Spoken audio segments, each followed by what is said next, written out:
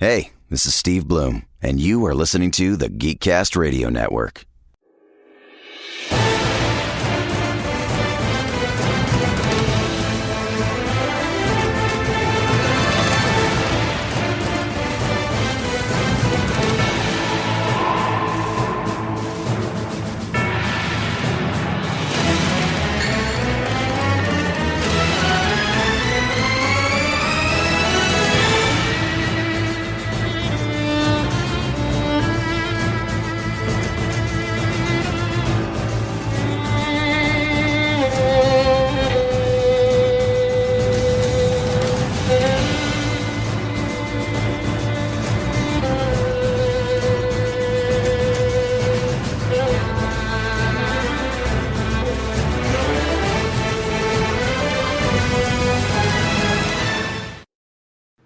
Hello and welcome to this special Geekcast radio interview. I'm your host, Steve Megatron Phillips, and joining me today is the creator of the website shelflifex.com, James Chillcott. Hello, James. Hey, everybody. How are you? Good. And before we get started, why don't you go ahead and tell everybody a little bit about your background and basically before you got up to the point of Shelf Life. Sure, fair enough. So I spent the last 10 years running a web design and development agency here in Toronto, Canada, working with clients of all types and doing a little bit of work with the toy and design industry on a regular basis. And through that, really developed my love and passion for collectibles. My living room is full of just as many Daytolf cases as yours probably is. There's a ton of Transformers over here, some 3A Ashley Wood stuff, a whole bunch of vintage G.I. Joe, Star Wars, some Masters of the Universe, got a bunch of vinyl framed and hung on the wall. Oh, some, nice. Rare lithos and prints, pretty sweet Black Keys poster we picked up at Coachella this spring. It needs to be framed in the corner. And like the rest of us, I'm always looking for the sexiest new thing that's on the market that is going to fit into my collection. And I've been spending too many years kind of wondering when there was going to be an amazing new site just for collectors. And finally we got fed up and decided we were going to do it ourselves. So what is the concept or idea behind Shelf Life? I mean, the most basic concept is that we're trying to give collectors the best damn site they've ever seen. And how that really plays out in real terms is that we're trying to, from a primary perspective, replace eBay completely and just put a much better technology stack up that is custom to the needs of collectors, that focuses on their haves and wants and the pricing that they want to achieve and rolls up a lot of the price aggregation opportunities from across the web to give them a complete picture of what their options are. And largely when we're out talking to people about it, we talk about it being some kind of mix between eBay, Wikipedia, and Facebook, because it's not just a marketplace. Shelf Life is largely driven by the class of users we call curators. Curators are like Wikipedia editors, and they take on a catalog at a time, use their product knowledge, and usually extreme product knowledge as super fans to fill out all the relevant details. And we're talking about everything from release date to the MSRP. And we track, what's really special at Shelf Life is we track every product down to the parts level. So we don't just know that there's an Optimus Prime. We know that he has 27 parts. We know that there was variants on 3 or 4 of those parts. And we make it really easy to manage your entire collection by tracking all of those parts, the condition and the completion level of every product that you put into your collection. And then what we've been working on for most of the second half of the summer is adding a huge social tool set to Shelf Life so that collectors can create circles of trust. They can connect to other like-minded collectors, so that they can have a special advantage of being able to interrelate their collections and find out who they know or who knows who they know that can get them a good deal on something or hook them up. And we're building out some really cool stuff. We're calling the collector dashboard and collector score that's still under wraps, but will be unveiled in about 4 to 6 weeks. Oh, awesome. So how will your explain how the matches with the buyers and sellers kind of works with Yep. the website. Yeah, I mean, to really fully understand the power of that, you have to kind of go back to what eBay is all about. eBay is this massive website with millions of users and millions of listings, but that's just it. They only have listings. eBay has no idea what we're actually buying and selling. All they do is relate listings via keyword search, and because of that, they've never been able to track anything to the parts level. They've never been able to effectively resolve conflicts because they don't really know what it is that we're buying or selling when we're on there. And that's why everything's always been such a hassle through PayPal, because the details of the agreements are always so nebulous from eBay's perspective. They know you bought an Optimus Prime, but they don't really know what that means. They don't know really what the expectation was, or who they can hold to what based on the details that were in the listing, because the listings are made one by all of us. If 100 of us are selling something, we create 100 separate listings, even though it's for the same thing. Shelflife changes all of that. So now we have the curator setting up one central listing for every product that has perfect information about that product.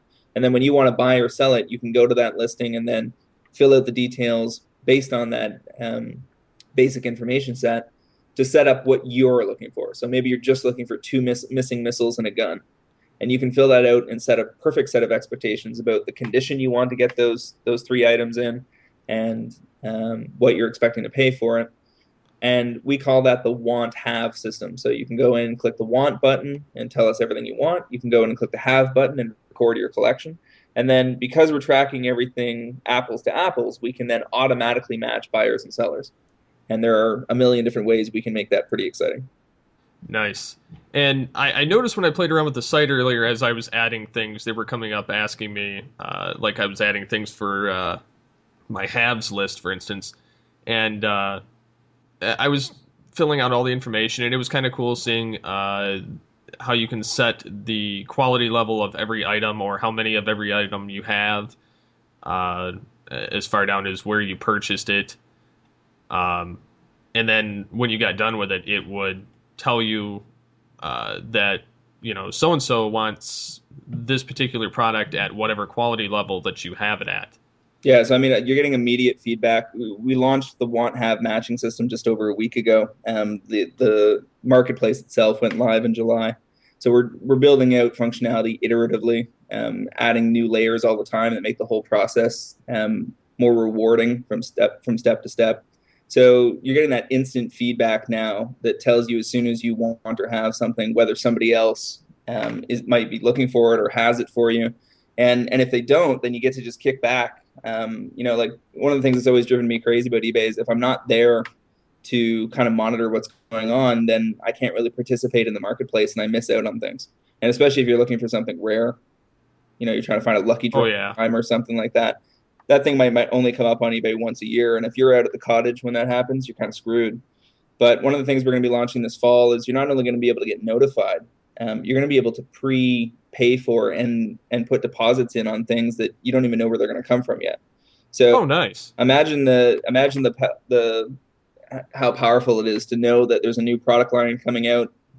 That line gets announced at SDCC in late July, and we know it's coming out in November. A curator gets that catalog up about a week later, and you can go in and go, yeah, I want 6 of the 8 figures out of the first wave of that. I'm willing to pay this for them. And then what we can do is we can aggregate that demand. So 450 of us might put in our wants and prepay 20% of it. We can take that then over to a wholesaler and say, listen, we've got, $42,000 worth of demand. We can hand you on a silver platter that isn't going to cost you anything in terms of marketing expenses, and it's going to smooth out your inventory management profile because you don't need to think too hard about what you need to bring in stock and how much it's going to sell, because we're going to tell you exactly, and we're going to do it up front. And then the idea there is that we would lead into a Groupon or Living Social type purchasing situation where the wholesaler might give the entire team 5% off, and ship everything together so that we get, you get those 6 figures all in one box. You paid a little less than you would have paid for them at retail, and everybody's happy. That is very, very cool. I mean, it's been a lot of work. This is a huge project. We've got something like 4,500 programming hours down the well, and we're running a pretty top tier team that handles Ruby on Rails, MongoDB, And the end result is a really clean, efficient, smooth operating site that almost never has bugs, and that has hot new functionality that we roll out about every 2 weeks. Yeah, that's definitely way better sounding than eBay or any of these other sites that I've been to purchase product. Um, as far as your catalog, I noticed that there are a lot of things missing, obviously because it's still in its kind of infancy.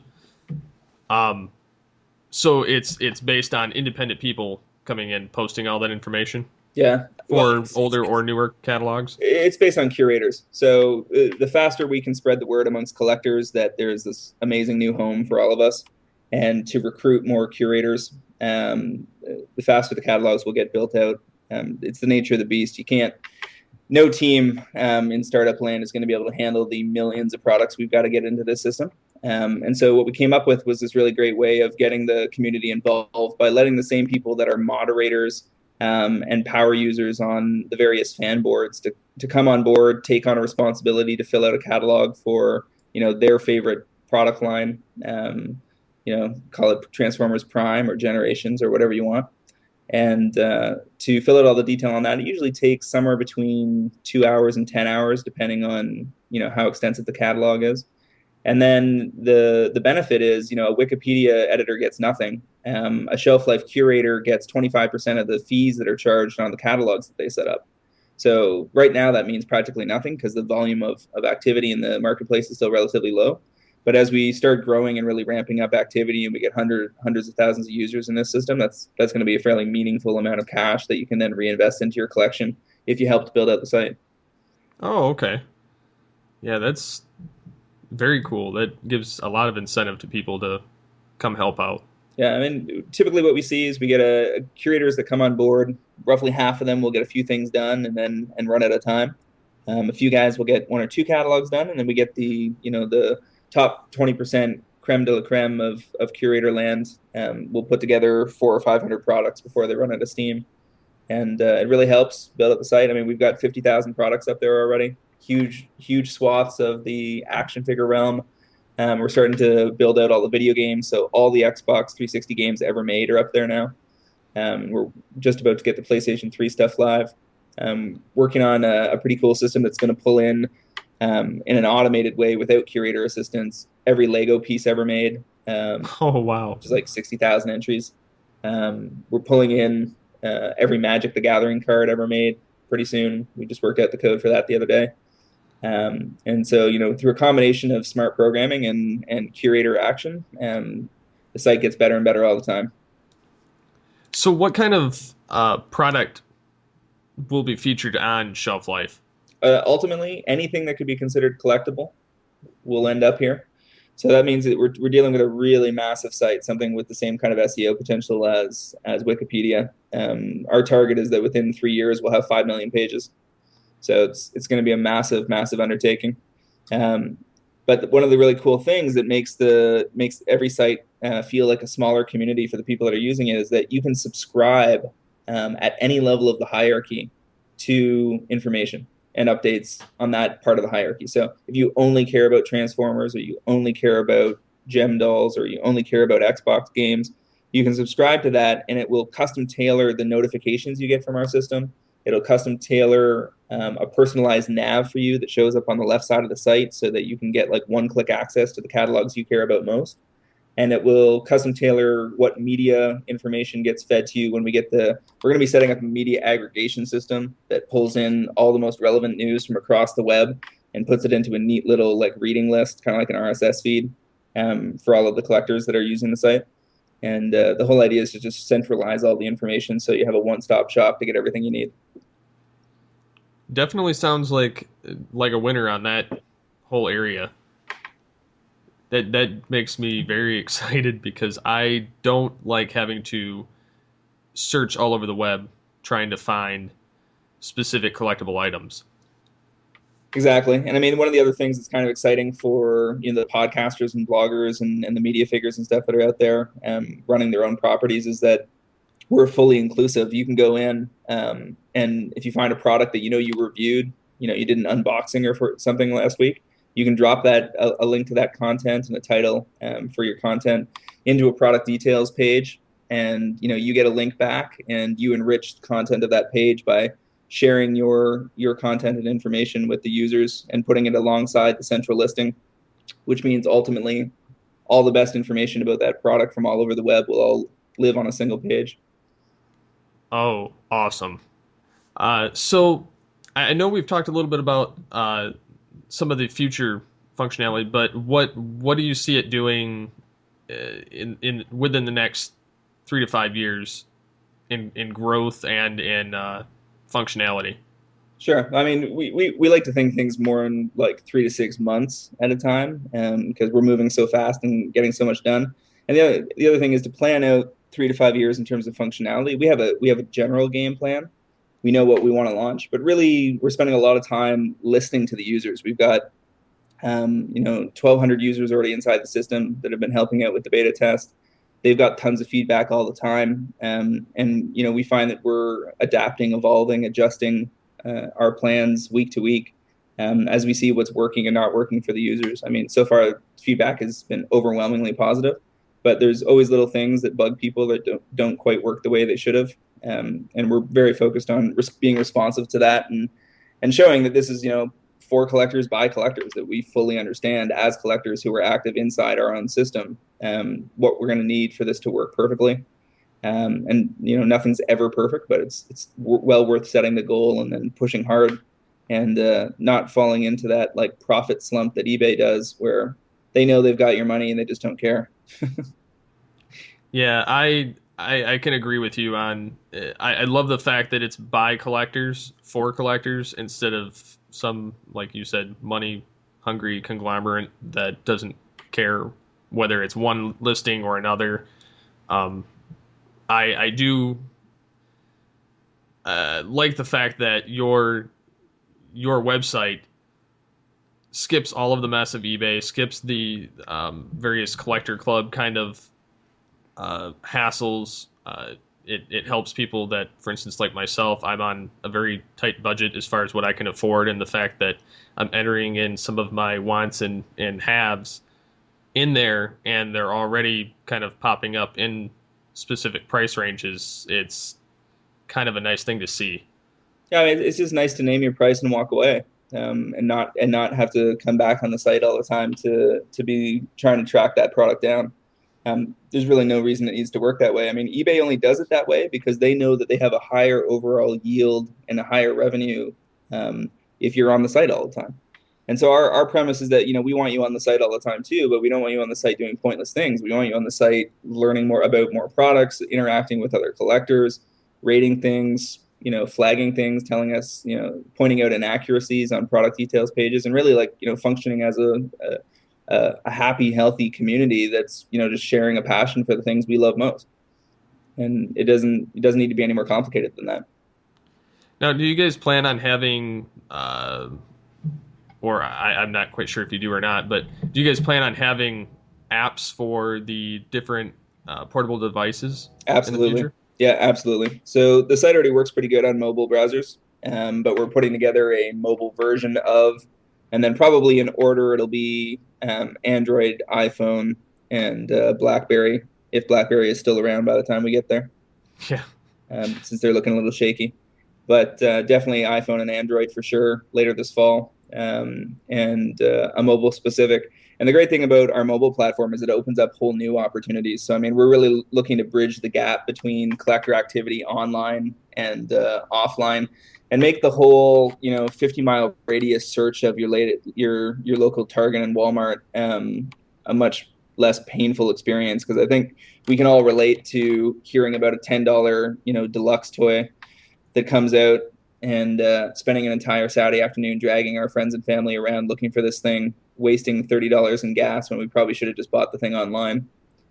Yeah. So one of the big functionalities on our mobile apps will be the ability to scan products directly into your collection by flipping them upside down and scanning that barcode with the camera on your phone. And when you do that, you'll be able to report to Shelflife what store you're at, and how many of those are still on the shelf and at what time. The system will automatically pass that information on to all of the collectors in your trusted collector circle, if they are within range of those stores. So everybody will be able to kind of set in their profiles how far they usually drive to go look for stuff. And the system will use all of that information to triangulate and let everybody know if there's an opportunity to buy it in a store who might end up being a strategic partner of ours. Toys R Us is a good example. Oh, nice. Rather than buying it on Shelflife. And potentially we might get to the point where the system can turn collector friends into low profit scalpers, where you're sitting in the store and whereas normally in a traditional model you would go onto a buy sell trade thread, which is utterly haunted by scalpers, and the scalper would show up and clear that shelf before anybody else got a chance. But if you have limited release for this information based on your circle of friends on Shelflife, then you have the chance to have 6 of your buddies' wants automatically activate and say, hey, while you're there, pick us all up one, and we'll come pick it up at your house later, instead of having to make the extra trek over to whatever big box you found the stuff in. So there's a lot of opportunity to do some pretty cool stuff that hasn't been, we've all been leaning on PHP BB message boards for ages, and the reality is that they just aren't getting the job done. Well, and hardly anybody uses forums at this point in time. I mean, I would argue there's still some pretty strong forum communities. I mean, Cybertron.com, TFW 2005. You're talking about sites with tens of thousands of users. True. But yeah, I mean, the forums are great for discussion. They're not great for real-time commerce. That's not what they were designed for. It's not their forte. And the technology is here now, ready to be leveraged. So, and the really big unlocking piece was that we all have these phones now that are basically magical objects. And there's so many great ways you can leverage that to make things easier on us. Awesome. So before I let you go, is there anything that you'd like to kind of pimp out, or that you already haven't, or? I mean, I guess just to throw some love out at everybody that's gotten on board early and that's been making good use of the system. Every collector that comes on board helps us get a little closer to the goal. So certainly anything any of you can do to spread the word and tweet us and mention us on Facebook. We also have an announcement about our URL. There's been some questions about why it was shelflifex.com. Simple answer was .com was not available.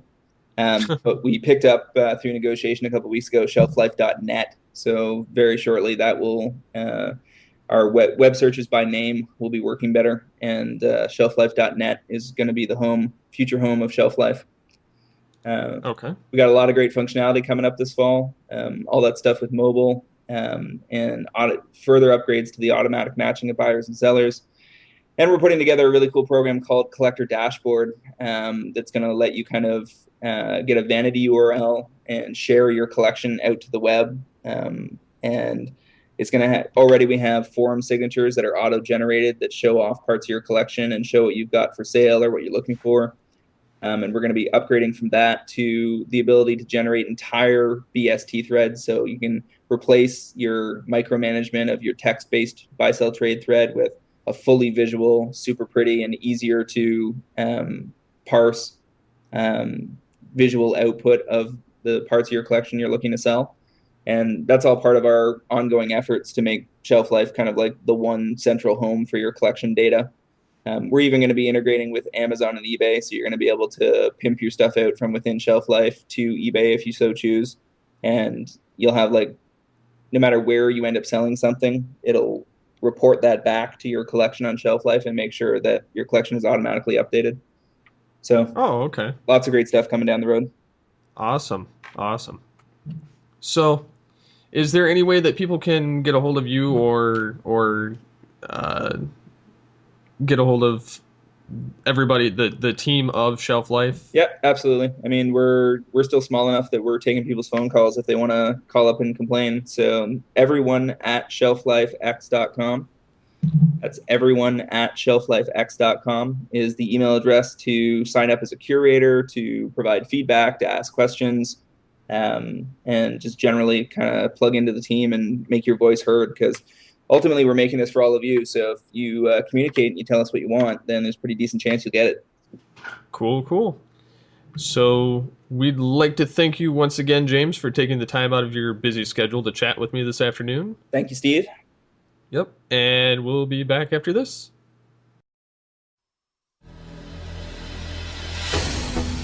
You've just listened to Geekcast Radio on the Geekcast Radio Network. There are several ways to get in contact with us or leave feedback for the show. First, visit the website, geekcastradio.com, where you can comment on all of our different podcasts. Second, you can rate our show and leave us feedback in iTunes. Third, follow us on Twitter at Geekcast Radio. Fourth, become a fan on Facebook. Go to facebook.com/GeekcastRadio. Call the voicemail line 502-526-5821. Please remember to tell us the show you are leaving the message for and your name. So until next time, unleash the geek in you.